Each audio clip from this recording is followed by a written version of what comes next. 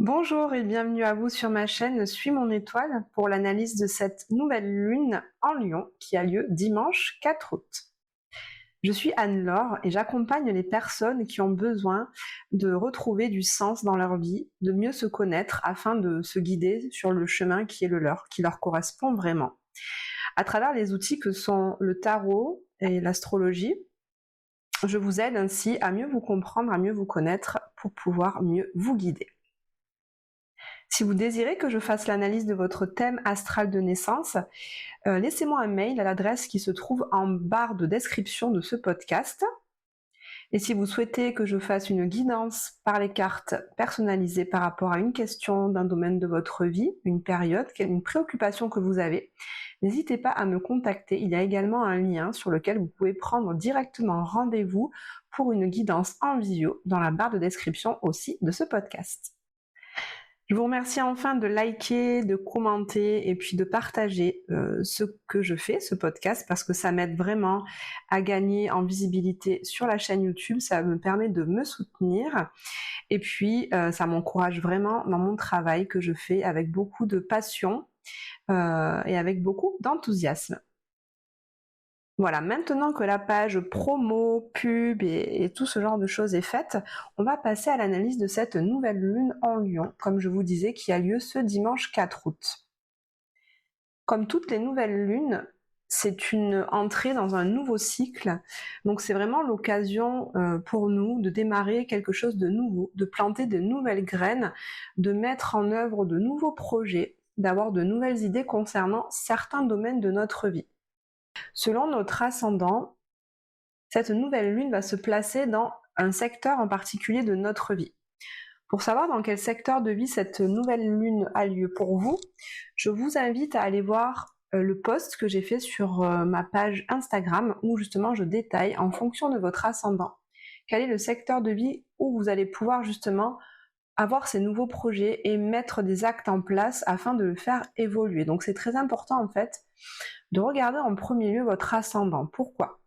L'ascendant en fait détermine la maison 1 de votre thème natal, c'est-à-dire vous. Et à partir de cette maison 1 qui parle de vous, se déroulent les 12 maisons astrologiques dans le sens inverse des aiguilles d'une montre. Et là, on va pouvoir voir exactement où se trouve la lune en Lion avec le soleil. Ici, pour cette nouvelle lune en Lion, on a le soleil et la lune qui se trouvent sur le 12e degré du signe. Et donc, on dit qu'ils sont en conjonction. Donc, de manière générale, cette entrée dans le cycle du Lion, déjà pour toutes les personnes qui sont ascendant Lion, comme moi, ou qui ont leur soleil en Lion, ça va marquer vraiment un renouveau. C'est le début d'une nouvelle année pour nous. Donc, vous avez peut-être senti ce dernier mois des énergies plutôt de bilan, d'introspection, on avait envie de prendre soin de nous. Moi, par exemple, j'ai fait un soin chamanique, j'ai fait du shiatsu, je me suis fait masser aussi, j'avais vraiment besoin de prendre soin de moi sur tous les plans, au niveau physique, au niveau énergétique, au niveau spirituel et psychologique aussi, puisque je suis en train de suivre une nouvelle thérapie en astrothérapie, justement en astropsychologie. Et en fait, tout ça me permet là, maintenant, avec cette nouvelle lune qui a lieu dimanche, d'entrer vraiment dans mon nouveau cycle, dans ma nouvelle année, en étant, comment dire, un peu lavée, débarrassée de tout ce qui me pèse, de tous les poids que je portais, des boulets qui m'empêchaient véritablement d'avancer. Donc pour toutes celles et ceux, comme je le disais, qui sont ascendants Lion, qui ont leur soleil en Lion, ce cycle lunaire marque vraiment une étape importante et l'entrée dans une nouvelle année. Après, ce nouveau cycle parle évidemment à tout le monde. En Lion, ça va marquer une énergie au cours de ces 28 prochains jours, une énergie de plaisir, de jeu. Le signe du Lion marque vraiment un moment récréatif et créatif. Le signe du Lion est associé à la créativité et à tout ce qui est artistique. Donc on va avoir un cycle qui va être tourné déjà dans ces secteurs-là. Le jeu, la créativité, les arts.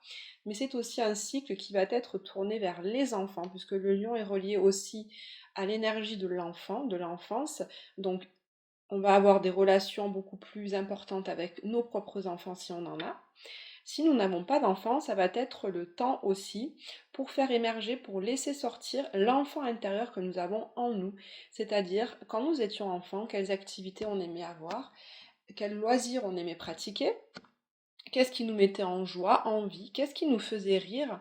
Vous voyez, le lion, c'est vraiment des énergies d'insouciance, de légèreté, de bonheur, de plaisir simple, d'instant présent et de surtout, je profite de la vie en ressentant pleinement les choses dans mon cœur et dans mon corps. Je suis pas dans mon mental en train de réfléchir à l'avenir, comment dire, à mettre en place des étapes pour atteindre un objectif. C'est pas trop ça le lion. Le lion, c'est vraiment l'instant présent. Je profite et je sais me faire plaisir. Ces énergies de mental et de projection viendront le mois prochain lorsque nous rentrerons dans le cycle lunaire de la Vierge. Ce sera vraiment le temps de la rentrée et de la préparation. Pour l'instant, là, en Lyon, au mois d'août, on est vraiment encore dans la période estivale, on est vraiment au summum de la période estivale avec le lion, et donc on profite de la vie, des plaisirs, des vacances, des jeux, des instants avec nos amis, on sort, on profite, on va à la plage, on fait des randonnées, on invite les gens chez soi, on va avoir des concerts, des spectacles, etc. Tout ce genre de choses. Et aussi, le lion, très important, va nous parler également de l'amour. Le lion est relié aussi à l'énergie de l'amour, puisque le lion en astrologie est relié au cœur dans le corps, mais aussi au chakra du cœur au niveau énergétique. Le lion fait preuve toujours d'une grande générosité, d'une grande loyauté. C'est quelqu'un qui aime avec beaucoup de passion, avec un cœur énorme, qui a envie de donner, de donner, de donner, de chérir et de choyer avec passion la personne avec qui il est. Donc ce cycle lunaire peut donner lieu à des rencontres, peut donner lieu aussi au renforcement de votre relation actuelle. En tout cas, beaucoup d'amour en nous, on va ressentir beaucoup d'amour en nous, beaucoup d'amour autour de nous pour les choses qui sont dans notre vie aussi. Donc je vous conseille voilà, d'être vraiment dans l'abondance pour que les choses arrivent encore plus dans votre vie. Cultivez cette abondance en vous en étant conscient de tout ce que vous avez, de tous les bénéfices que vous apporte la vie, que ce soit le matin quand le soleil se lève ou quand vous êtes à la plage, entendre le bruit de l'eau ou au bord de la rivière quand vous voyez un poisson nager dans l'eau. Il y a plein de moments comme ça où on peut être en gratitude de la vie parce qu'il y a plein de belles choses qui nous entourent. Donc c'est vraiment ça l'énergie du lion. Alors, on va rentrer maintenant un peu plus en détail dans l'analyse de cette nouvelle lune que j'ai intitulée On retrousse nos manches et on y va. Parce qu'en effet, cette nouvelle lune, bon, elle a de très très bons aspects. De manière générale, elle va nous amener beaucoup de belles choses, beaucoup d'harmonie. Il n'y a qu'un seul aspect un petit peu plus tendu dont je vous parlerai à la fin, mais très franchement, cette nouvelle lune a vraiment de très beaux aspects. Surtout, le premier aspect dont je vais vous parler, que vous pouvez voir s'afficher sur votre écran, je l'ai intitulé Vitalité et régénération. En effet, notre Soleil et notre Lune, conjoints ensemble, forment un sextile avec Jupiter et Mars, qui sont également conjoints ensemble et qui se trouvent tous deux en Gémeaux dans la maison 8. Donc en fait, cet aspect de sextile nous parle évidemment de mouvement, d'échange, de curiosité, de créativité. Et Jupiter et Mars ensemble, alors comment dire, on va reprendre. Jupiter, c'est la planète de l'expansion, c'est la planète la plus grosse du système solaire, donc ça nous parle vraiment de tout ce qui est énorme, de tout ce qui est grandiose. Et Mars, à côté de lui, est la planète de l'action, de la combativité, de notre énergie, de notre puissance. Donc les deux combinés, vous vous doutez bien que ça va faire quelque chose d'assez péchu, quelque chose de très énergique, de très puissant. Et donc ces énergies de puissance en Gémeaux, qui nous parlent de créativité, d'échange, de communication, de mental, de réflexion, va amener toutes ces énergies au Soleil et à la Lune qui se trouvent en Lion. Donc ça va nous amener évidemment beaucoup de vitalité et de régénération. À savoir, en fait, Jupiter et Mars se trouvent dans la maison 8. C'est pour ça que je parle de vitalité et de régénération. La maison 8 est la maison qui est gouvernée par le Scorpion. Donc là, ce cycle lunaire va nous donner, si on pratique des activités sportives et physiques, ça va nous amener beaucoup plus de vitalité pour performer. Je pense notamment aux Jeux Olympiques qui se déroulent en ce moment en France. Donc nos athlètes vont avoir beaucoup plus de records, vont faire beaucoup plus de records, vont avoir beaucoup plus de succès et de résultats au niveau de leur performance sportive. Si vous êtes amené à faire aussi des courses, des compétitions, cet aspect va vous permettre de vous rétablir, de récupérer au niveau physique beaucoup plus vite et beaucoup plus rapidement. Si vous avez une problématique au niveau de votre santé, au niveau physique, cet aspect de sextile va vous permettre aussi de récupérer beaucoup plus vite de la blessure que vous avez eue. Enfin, comme le Soleil et la Lune se trouvent dans la maison 10, qui nous parle de notre carrière, avec ce sextile de Jupiter et Mars ensemble, qui nous amène de la régénération, il y a pour certaines personnes, eh bien pour elles, ça va être le moment aussi de refondre un petit peu leur activité, comment dire, de revoir également leur travail, leur entreprise, leur communication, pour apporter des correctifs, apporter quelque chose de nouveau, changer certaines choses qui ne vous conviennent plus. C'est vraiment le moment pour aller justement revoir un petit peu tout ça et y apporter de l'amélioration. D'autant plus que le second aspect dont je vais vous parler maintenant, et qui s'affiche à votre écran, c'est Neptune, qui reçoit vraiment deux très bons aspects au cours de ce cycle lunaire. Vous savez, Neptune, c'est la planète de l'art, de la créativité aussi, mais également de notre spiritualité, de notre connexion à des choses plus subtiles et plus grandes que nous. Neptune ici, représente aussi notre plus grand rêve dans notre vie, notre idéal, forme un sextile d'un côté avec Uranus, qui est la planète de la révolution, qui est la planète des choses qui ne sont imprévisibles, mais vraiment de l'anticonformisme. Et de l'autre côté, Neptune forme également un sextile avec Pluton, qui est la planète de la transformation et de la régénération.